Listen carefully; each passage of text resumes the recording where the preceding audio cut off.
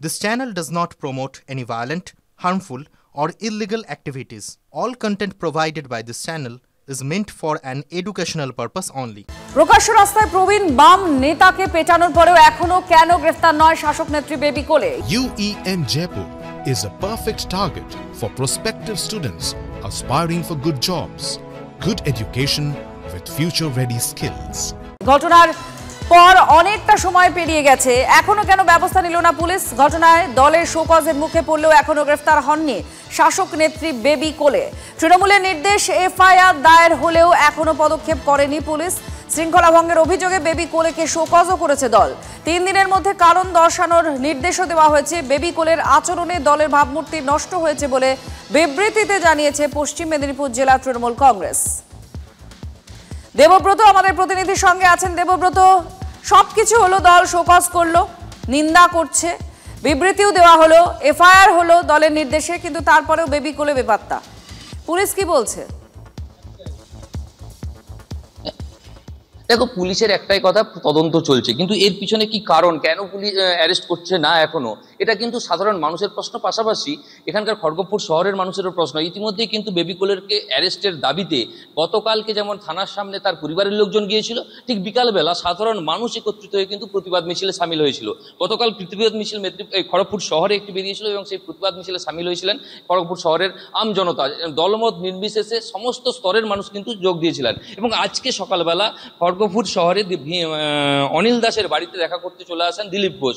তিনি খড়গপুরে এসেছিলেন, তিনি কিন্তু দেখা করে গেলেন এবং তিনি দাবি করে গেলেন, বা তার বক্তব্য যে যারা এই ধরনের কাজ করছে, অনিল দাসের মতো যে সমস্ত প্রতিবাদী মানুষকে মারধর করে রাজনীতির মোড় ঘুরিয়ে দিতে চাইছে, তারা কিন্তু বিজেপি কিন্তু তাদের বিরুদ্ধে কিন্তু এবার রাস্তায় নামবে, প্রয়োজনে আন্দোলনেও যেতে পারেন বলে কিন্তু হুঁশিয়ারি দিয়েছেন। তবে পাশাপাশি তিনি বলেছেন যে এই সমস্ত মহিলারাই কিন্তু দিলীপ ঘোষকে এর আগে বিক্ষোভ দেখাতে এসেছিল, তার গাড়ি আটকেছিল, যেটা আমরা কিছুদিন আগে দেখেছিলাম ছবিতে। তিনি আজকেও কিন্তু ফের হুঁশিয়ারি দিয়েছেন যে যদি এই ধরনের ঘটনা দিলীপ ঘোষের সাথে ঘটে তাহলে কিন্তু তিনি গাড়ি চাপা দিয়েই মারবেন।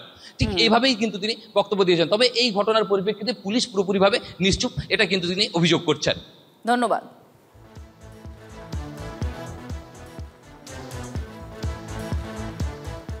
66 বছরের জীবনে আমি এরকম জিনিস দেখিনি।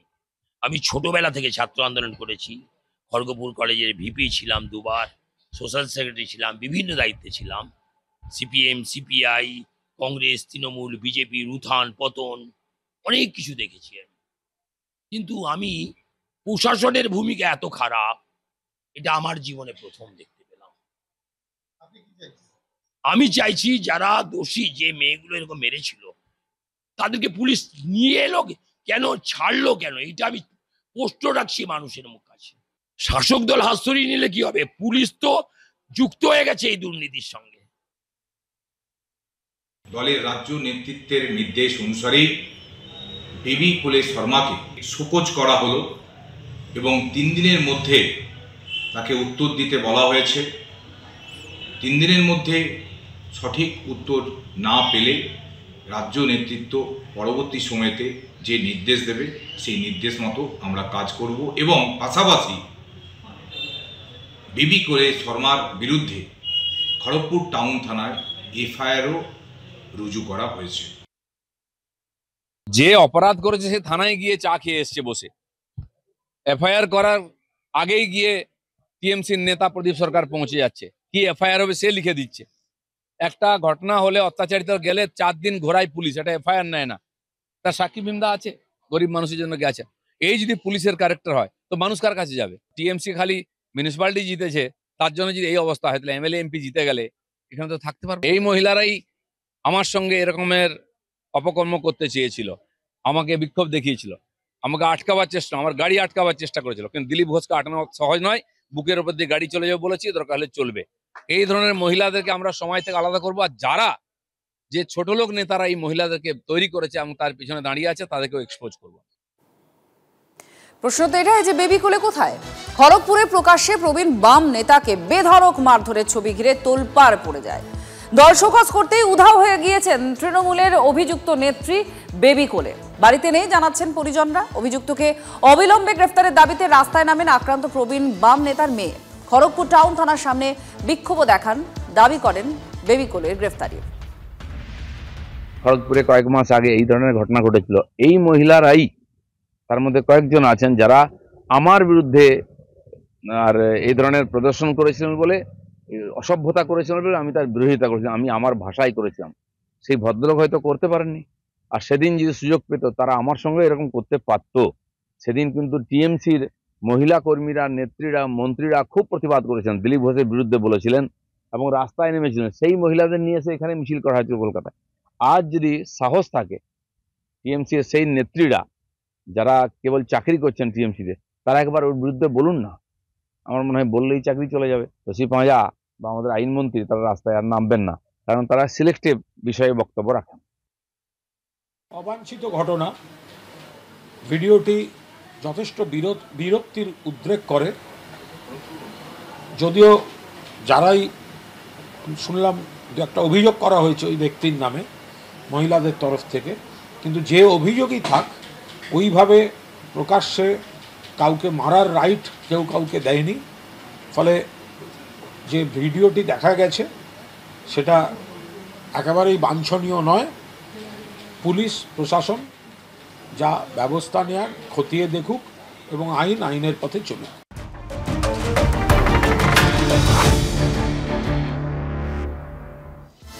এবার পরের খবর, ভোটার তালিকা সংশোধন বিতর্কে নির্বাচন কমিশনের বিরুদ্ধে চাপ বাড়ানোর কৌশল তৃণমূল কংগ্রেসের। কমিশনের নয়া বিজ্ঞপ্তির প্রতিবাদ জানিয়ে দিল্লির সদর দফতরে তৃণমূলের প্রতিনিধি দল 2024-এর ভোটার লিস্টে যাদের নাম তাদের সকলকেই রাখতে হবে। জাতীয় নির্বাচন কমিশনের দফতরে গিয়ে এই দাবি তৃণমূলের 5 সদস্যের প্রতিনিধি দলের। সাংসদদের পাশাপাশি প্রতিনিধি দলে ছিলেন রাজ্যের গুরুত্বপূর্ণ মন্ত্রীরাও। কল্যাণ বন্দ্যোপাধ্যায় নেতৃত্বে নির্বাচন কমিশনের ভবনে যান প্রকাশ চিক বড়াইক, ফেরহাদ হাকিম, চন্দ্রিমা ভট্টাচার্য, অরূপ বিশ্বাস।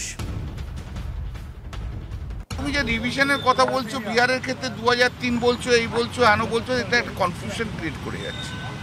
তা রিভিশন রোল যেটা হবে, যে আন্ডার দি স্ট্যাটিউট যেটা আছে, সেটাতে বেস লেভেল হওয়া উচিত 2024-এ যে ভোটার আছে সেসব ভোটার থাকবেই, ইরেসপেক্টিভ অফ এনি কন্ডিশন। কোনো কন্ডিশন কি হলো না হলো সেটা কথা নয়, সেটা ওরা একটা নোট ভালো নিয়েছে, বলেছে উই উইল থিঙ্ক অ্যাবাউট, যে আমরা চিন্তা ভাবনা করব। তৃণমূলের দাবি হলো যে তৃণমূল যে ভুয়ো ভোটারগুলোকে ঢুকিয়ে রেখেছে তাদের নাম যেন সসম্মানে নির্বাচন কমিশন ভোটার তালিকায় রেখে দেয়। একটা পরিচ্ছন্ন ভোটার লিস্ট সামনে আসে এবং মানুষ ভোট দিতে পারেন, এটাই হচ্ছে পশ্চিমবঙ্গবাসীর দাবি, এটাই তাদের মনের কথা।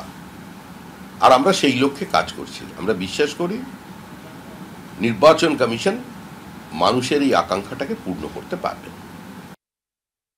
আসলে তো এই ব্যাপারে কংগ্রেস, সিপিআইএম, বামপন্থীরা সবাই এটা ইতিমধ্যে প্রতিবাদ করেছে। ইলেকশন কমিশনকে চিঠি দেওয়া হয়েছে, আমাদের পার্টির তরফ থেকেও চিঠি দেওয়া হয়েছে যে এটা সম্পূর্ণ বেআইনি কাজ করছে। এনআরসি করার কাজ ইলেকশন কমিশনের নয়।